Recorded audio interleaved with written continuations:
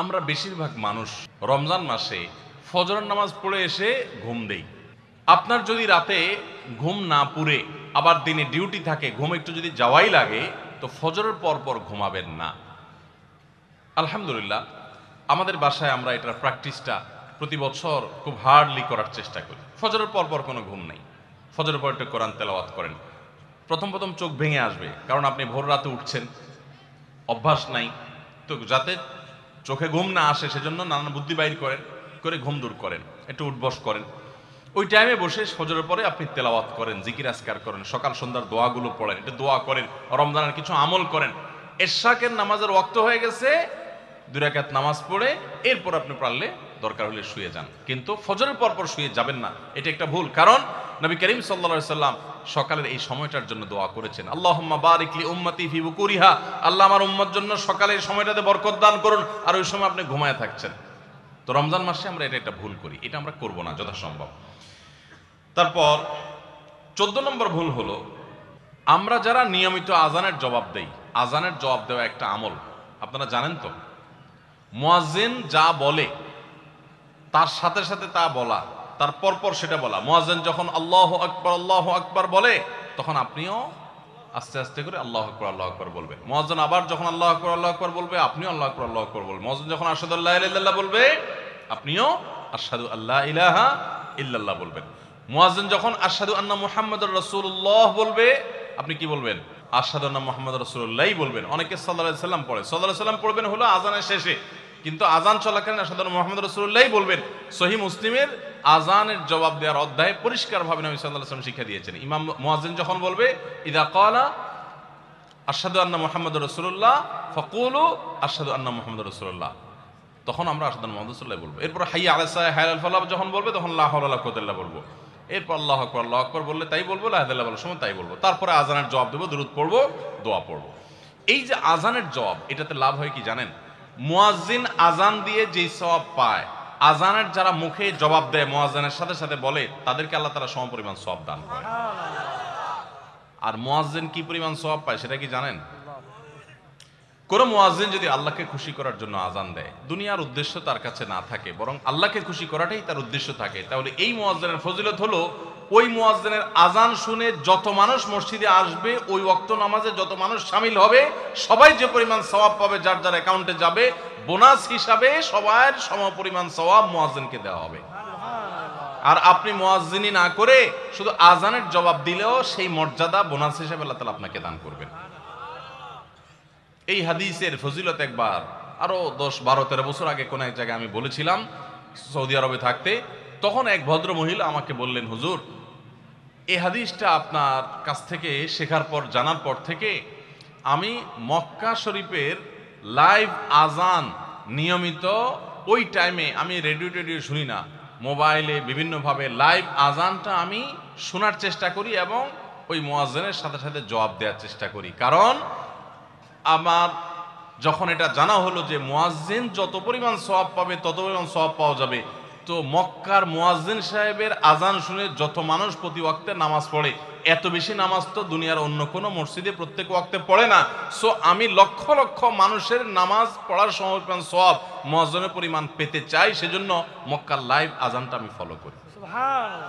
আমি অবাক হয়ে গেলাম, মানুষ আল্লাহর সন্তুষ্টির জন্য কত ভাবে চেষ্টা করে, অথচ আমরা হেলায় হারিয়ে ফেলি। আপনার মহল্লার যে আজানটা সবার আগে আপনার কানে আসে, আপনার মহল্লার আজান, ওটা জবাব আপনি দিবেন, এরপর বাকিগুলো আপনি দিতে পারলে দিবেন, না দিতে পারলে না। এই যে আজানের জবাব, এই আজানের জবাবটা আমরা অনেকে 12 মাসে একটু আধটু দেওয়ার চেষ্টা করলেও, রমজান মাসে মাগরিবের নামাজের আজান, এটার জবাব নিয়মিত আজানের জবাবকারীরাও দেয় খুব কম। এটা রমজানের একটা ভুল। কেন দেয় না? কারণ সেই আসরের পর থেকে নিয়ে 10, 12 পদ, 13 পদ, 14 পদ ইফতার সামনে নিয়ে বসে যে দাঁত কচকচ করতেছিল, হাতগুলো শুধুমাত্র আকুপাকু করতেছিল যে কখন আপনার বেগুনি ধরবে, কখন পেঁয়াজ ধরবে, কখন বুটমরিতে হাত দিবে। যখন আকুপাকু করতেছিল, সূর্য ডুবছে, মুয়াজ্জিন সাহেব আল্লাহু আকবার হাঁকা শুরু হয়েছে, আর হুমড়ি খেয়ে অনেক ঝাঁপায়া পড়ছে, খাইতে খাইতে কখন আজান শেষ হয়ে গেছে টেরও পায়নি। ঠিক না বে ঠিক? আপনি খান, ওয়াক্ত হয়ে গেছে, সাথে সাথে আপনি খেলেন, আজান শুনলেন, সাথে সাথে আপনি খেলেন, ভালো কথা। একটু মুখে দিয়ে খেতে খেতে খাওয়ার ফাঁকে ফাঁকে মুয়াজ্জিনের আজানের জবাবটা দিয়ে ফেলেন। কিন্তু ম্যাক্সিমাম মানুষ আমরা এই ভুলটা করি। আমি খেয়াল করে দেখেছি যারা নিয়মিত আজানের জবাব দেয় তারাও দেখেছি এটা করে না, অর্থাৎ ভুল হয়ে যায়। তাহলে আমরা লক্ষ্য করবো তো ইনশাআল্লাহ, মাগরিবের সময় ইফতারের ফাঁকে ফাঁকে আমরা আজানের জবাব দিয়ে দিব। 14 নম্বর ভুলের কথা জানলাম, রমজান কেন্দ্রিক আমাদের 14 নম্বর ভুল জানলাম যে আমরা ইফতার খেতে খেতে মাগরিবের আজানের জবাবটা ভুলে যাই। এটা ভুলা উচিত না। রমজান মাস তো আরো বেশি করে করবেন, অন্যান্য মাসে করেন, আপনি রমজানে ইফতার অজুহাত দিয়ে মাগরিবের আজানের জবাব দিচ্ছেন, এটা তো গ্রহণযোগ্য হতে পারে না। 15 নম্বর আমাদের ভুল হলো আমরা তুফান মিল গতিতে তারাবি পড়তে পছন্দ করি। ঠিক না বে ঠিক? আমরা চেষ্টা করি আমাদের মোবাইল যদি 4G গতি থাকে তারাবি যেন 5G হয়। সব কিছুতে স্পিড ভালো না, সব কিছুতে স্পিড ভালো না। আপনার নেটের ক্ষেত্রে স্পিড যত বেশি হবে তত ভালো, বুঝলাম। তারাবির ক্ষেত্রে ওই তারাবির কোয়ালিটি বেশি হবে যেই তারাবি ধীরে সুস্থে হবে, আস্তে আস্তে হবে, শান্তভাবে হবে, বেশি সময় নিয়ে হবে। আমরা এখনো এত অজ্ঞানতার মধ্যে আছি ধর্মের ব্যাপারে যে আমাদের অনেক এলাকার মুসল্লিদেরকে আমি দেখেছি, এখনো দেখা যায় কম্পিটিশনে লিপ্ত হয়। এক এলাকার মুসল্লি অন্য এলাকার মুসল্লিরা দেখলে বলে, দোস্ত তোদের তারাবির কি অবস্থা? বলো যে দোস্ত ভালোই, তো নতুন হাফেজ নিয়োগ পাইছে তোদের এখানে, তারাবি কতক্ষণ লাগে? বলো দোস্ত 1 ঘন্টা 5 মিনিট। তো এবার আগের দোস্ত বলে যে বলস কি, আমার তো 55 মিনিটে শেষ। মানে খুব প্রাউড ফিল করতেছে যে আমাদের হাফেজ এত তুখোড় হাফেজ যে 55 মিনিটে শেষ করে ফেলা। শুনেন, হাফেজদের একটা গোমর বলি আপনাদেরকে। গোমরটা হইল, হাফেজদের জন্য তাড়াতাড়ি পড়াটা অনেক সহজ, আস্তে পড়া এটা সব হাফেজ পারে না। বুঝতে পারছেন? যারা গাড়ি চালাইতে পারেন, ড্রাইভিং জানেন, তারা ভালো করে বুঝবেন, গাড়ি জোরে চালাইতে খুব বেশি যোগ্যতা লাগে না, গাড়ি আস্তে চালানোর জন্য যোগ্যতা লাগে। আমি জীবনে যখন প্রথম গাড়ির স্টিয়ারিং হুইল ধরে শেখা শুরু করি, আমাকে ট্রেনিং দিছে নেপালের একজন ভাই, আমার সহকর্মী, সৌদি আরবে ছিলেন, আলেম মানুষ, মদিনা ফারেক, শেখ রিয়াজুল হক। তো উনি আমাকে স্টিয়ারিং ধরে যখন আমি গাড়ি চালানো শুরু করছি, আপনারা যারা গাড়ি চালানো শিখাইছেন বা শিখতে দেখছেন দেখবেন, নতুন নতুন যারা ড্রাইভার হয় একদম বিসমিল্লাহ বলে মানে শুরু করে, যখন সাধারণত রাস্তাঘাট ফাঁকা থাকলে ভোরে এরকম সময় তো চালায়, তো তখন রাস্তা ফাঁকা পায়, আপনার স্ক্যারেটার চাপ দিলে গাড়ি ভোঁ ভোঁ করে দৌড়ায়, শান্তি লাগে, আরো জোরে চাপ দেয়, আরো জোরে দৌড়ায়, শান্তি লাগে।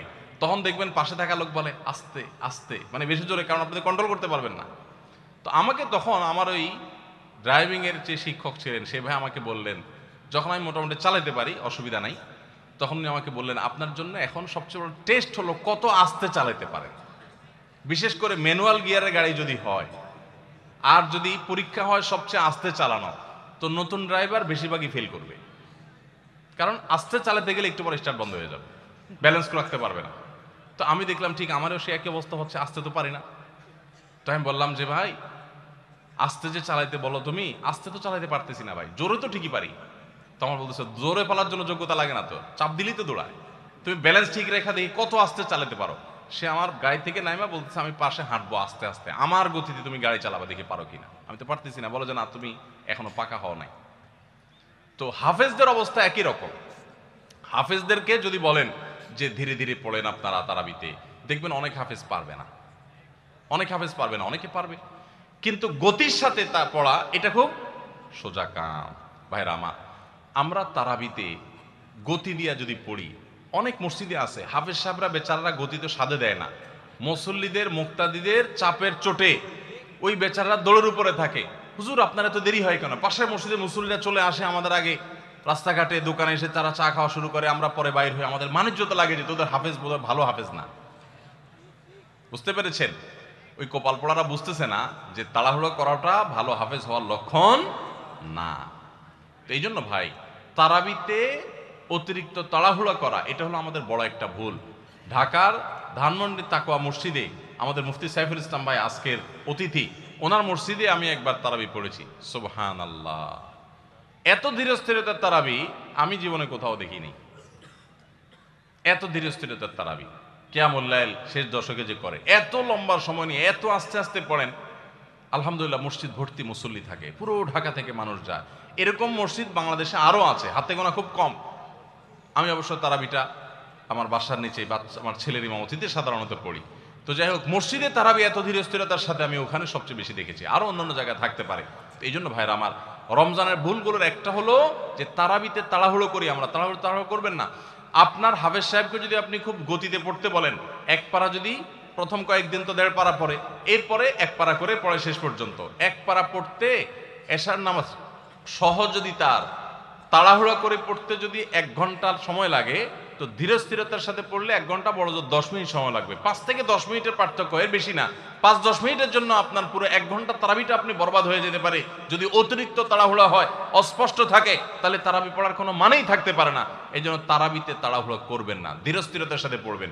এবং এই বছর বিশেষ করে আমরা ওই যে তারাবির সালাতে কোরআনের বার্তা বইটা লিখেছি, এটার উদ্দেশ্য হলো তারাবি যাতে আপনার কাছে বোঝা মনে না হয়, তাড়াতাড়ি শেষ করে দিতে আপনার মনে না চায়, আপনি আগে থেকে একটু বইটা দেখে যাবেন যে আজকের তারাবিতে কি কি আছে, কোন নবীর ঘটনা আছে। যখন ওই আয়াতগুলো তেলাওয়াত করা শুরু করবে, তখন আপনি রিলেট করতে পারবেন, আপনার কাছে ভালো লাগে কাজ করবে, তারাবিটা আপনার কাছে বোঝা মনে হবে না। তাহলে 15 নম্বর ভুল হলো তারাবিতে তাড়াহুড়ো করা। আস-সুন্নাহ ফাউন্ডেশন, উম্মার স্বার্থে সুন্নাহর সাথে।